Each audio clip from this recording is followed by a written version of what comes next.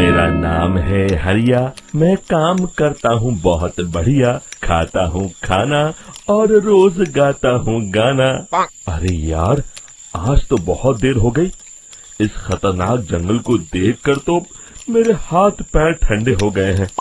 अगर मैं वक्त पर गांव नहीं पहुंचा तो मालिक बहुत नाराज हो जाएंगे।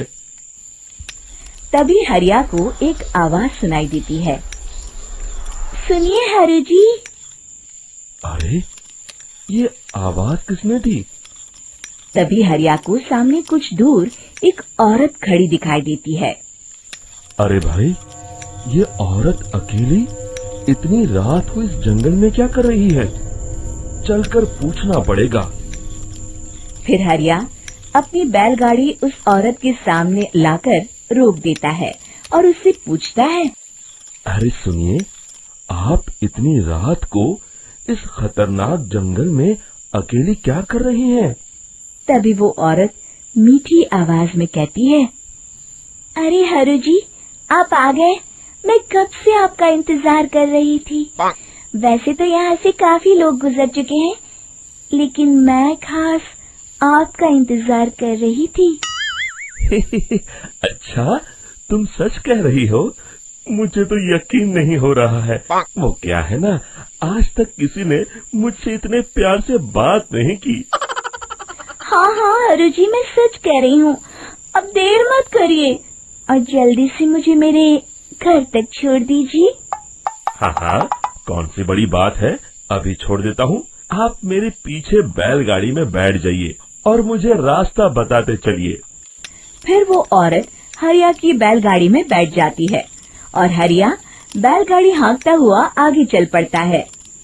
फिर उस औरत के बताए हुए रास्ते पर चलते चलते हरिया बैलगाड़ी लेकर एक काली गुफा के आगे आकर रुक जाता है।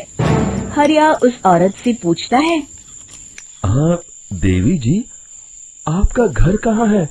यहाँ तो एक गुफा के अलावा और कुछ नहीं है। तभी अचानक वो औरत हवा में उड़ने लगती है। देखते ही देखते उसका सुंदर रूप एक डरावनी चुड़ैल में बदल जाता है और वो जोर जोर से हंसती है। अरे तू तो एक नंबर का बेवकूफ निकला। तू तो बड़ी आसानी से मेरी बातों में आ गया। अरे मर गया रे, ये तो एक चुड़ैल है। हे भगवान बचा ले, ये तो बड़ी डरावनी दिखाई दे रही है। और फिर अगले ही पल हरिया की बैलगाड़ी में रखा सारा सामान हवा में उड़ता हुआ उस काली गुफा के अंदर चला जाता है और वो चुड़ैल भी उस गुफा के अंदर जाकर कहीं गायब हो जाती है। हरिया ये नजारा देख बुरी तरह घबरा और परेशान हो जाता है। अरे, ये चुड़ैल तो मेरा सारा सामान लेकर गुफा में गायब हो गई। अब क्या होगा?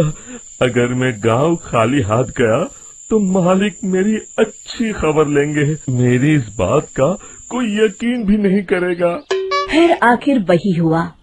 हरिया के मालिक चंपक सेठ को हरिया की किसी भी बात पर रत्ती भर भी यकीन नहीं हुआ। चंपक सेठ को लगा हरिया झूठ बोल रहा है और उसने ही लालच में आकर सारा सामान हड़प कर लिया है।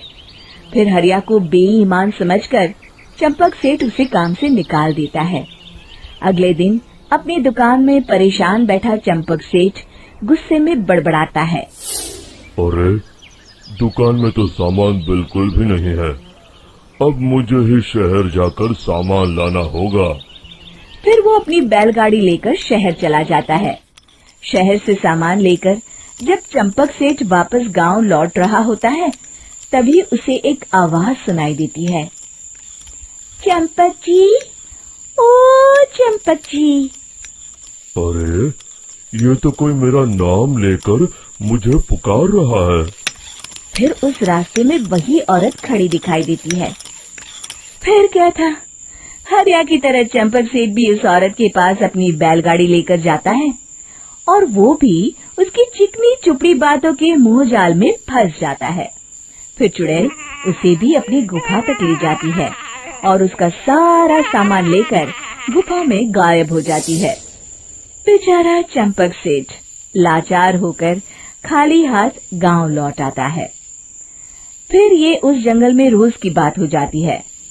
जो कोई भी शहर से कुछ लेकर गांव की तरफ लौटता, वो चुड़ैल उसे बेवकूफ बनाकर उसका सारा सामान लेकर गुफा में गायब हो जाती।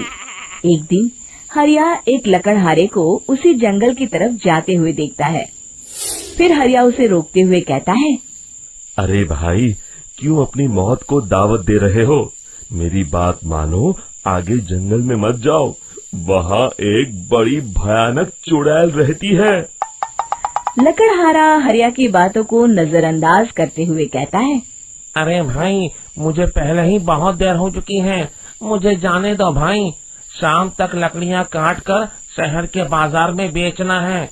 तुम अपनी ये कहानी किसी फुर्सत में बैठे इंसान को सुनाओ, मैं तो चला। इतना कहकर लकड़हारा वहाँ से आगे जंगल की तरफ चला जाता है। फिर अगले दिन गांव के मुखिया के घर के बाहर बहुत सारे लोग जमा हो जाते हैं। तभी हाथ में कुल्हाड़ी लिए खड़ा लकड़हारा कहता है, अरे मुखिया जी, अब आप ही हमें बचाइए उस जंगल वाली चुड़ैल से। हमारा सारा काम तो शहर से ही होता है। अरे मुखिया जी, उस चुड़ैल की वजह से तो मैं पूरी तरह बर्बाद हो गया हूँ। हम सबको मिलकर उस चुड़ैल का कोई इलाज करना पड़ेगा। तभी भीड़ में खड़ा वीरा कहता है, आप लोग चिंता मत करिए, कल से वो चुड़ैल किसी को नहीं लूट पाएगी। मेरे पास एक बहुत अच्छी तरकीब है। तभी चंपक सेठ उसका मजाक उड़ाते हुए कहता है, अरे तेरा नाम वीरा है तो क्या हुआ? तूने अभी उस चुड़ैल को देखा नहीं है? जाकर अपना काम कर, बड़ा आया। तब मुखिया जी कहते हैं, नहीं चंपक सेठ, मुझे लगता है हमें इस लड़के को एक मौका देना चाहिए। फिर सभी गांव वाले मुखिया जी की बातों से सहमत हो जाते हैं और वीरा शाम को एक बैलगाड़ी में कुछ सामान लादकर उस जंगल की ओर चल देता है। वीरा, ओ वीरा, कहाँ जा रहा है? तभी वीरा मुड़ के देखता है, वही चुड़ैल एक औरत के रूप में खड़ी है। अरे बहन जी, मैं आपको ही ढूंढ रहा था। देखिए, मैं आपके लिए क्या लाया हूँ। हैं? अरे वाह, तो खुद मेरे लिए इतना सामान लाया है। तू ही अकेला गांव में समझदार है। जरा देखो, मैं भी खोल के, बड़े भूख लगी है। जैसे ही चुड़ैल उस सामान पर से कपड़ा हटाती है, एक भगवान शिव की तेज रोशनी उसके अंदर मूर्ति से निकलती है और चुड़ैल अपने असली रूप में आकर जलने लगती है। अरे मैं जल रही हूँ, बचाओ! बचाओ!